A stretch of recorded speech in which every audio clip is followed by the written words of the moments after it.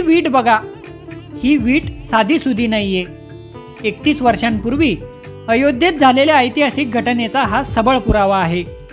देशभरातील लाखो कारसेवकांनी 6 डिसेंबर 1992 रोजी अयोध्येला जाऊन बाबरी मशीद पाडली होती.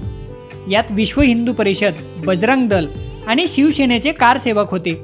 या कारसेवकांमध्ये जळगाव जिल्ह्यातील रावेर येथील काही रामभक्तांचा देखील समावेश होता.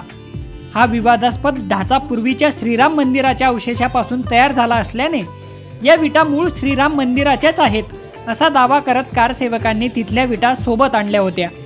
या सर्व आठवणी सांगताना आजही या कारसेवकांच्या अंगावर शहारे आल्या वाचून राहत नाहीत. एकीकडे अयोध्येत राम मंदिराची प्राणप्रतिष्ठापना होत असताना या कारसेवकांच्या 31 वर्षांपूर्वीच्या आठवणींना पुन्हा उजाळा मिळालाय. 92च्या कारसेवकमध्ये आम्ही अयोध्येला गेलो होतो.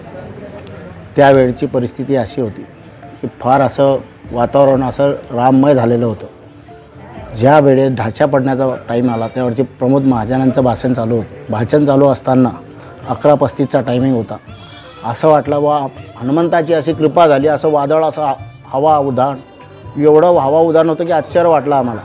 आणि त्यावेळेस अशा हनुमंताची अशी अपार अशी लीला झाली की महाराष्ट्राच्या कारसेवक पायथ्याशी असताना ढाच्याजवळ तिथून आम्ही अशी सुरुवात केली की जवळपास 1 ट्रक कुदाळी, फावळं, टिक्कम असं साहित्य आणून ठेवलेलं होतं. भगवंता रामाची कृपा अशी झाली की त्यावेळेस असं तार कुंपण होतं की एक परिंदा भी अंदर नाही जा सकता, सत्य होतं त्यावेळेस.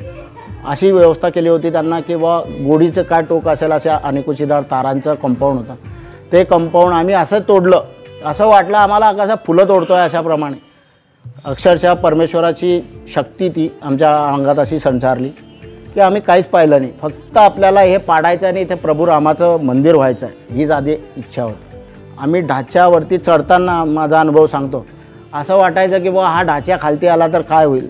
आम्ही जीवाची पर्वा न करता भगवंताच्या कृपेने असं ऊर्जा संचारली की आम्ही वरती चढलो.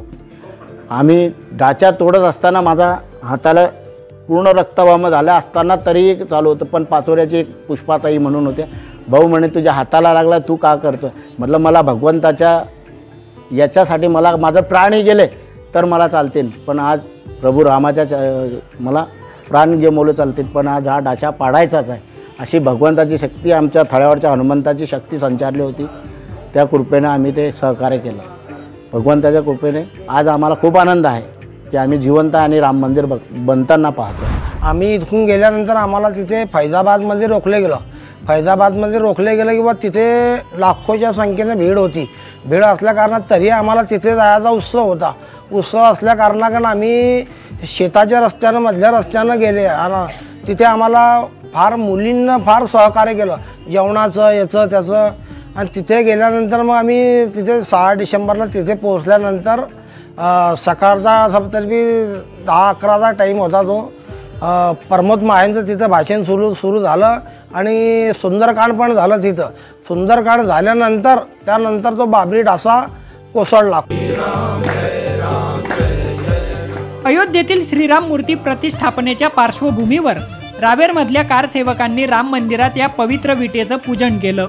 वयाच्या 17-18 वर्षाचे आम्ही असताना त्यावेळेस 92च्या कारसेवकला वयाचं 18 वर्ष चालू होतं माझं आणि माझा प्रमोद मित्र होतं त्याचाही 18.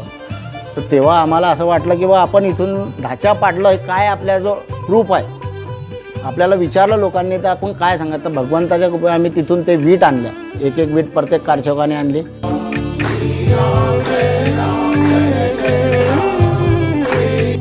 अयोध्येत 500 वर्षांनी राम मंदिर बनल्याने देशातील प्रत्येक कारसेवकाला आनंद झालाय. गर्दीच्या कारणामुळे अनेक कारसेवकांना रामलल्ल्याच्या प्राणप्रतिष्ठापना सोहळ्याला जाता येणार नाहीये. मात्र लवकरच सर्व कारसेवक अयोध्येला जाऊन दर्शन घेणार असल्याचंही या कारसेवकांनी बोलून दाखवलंय. तुम्हाला ही स्टोरी कशी वाटली ते कमेंट बॉक्समध्ये नक्की सांगा. प्रशांत बधाने, लोकमत.com, जळगाव.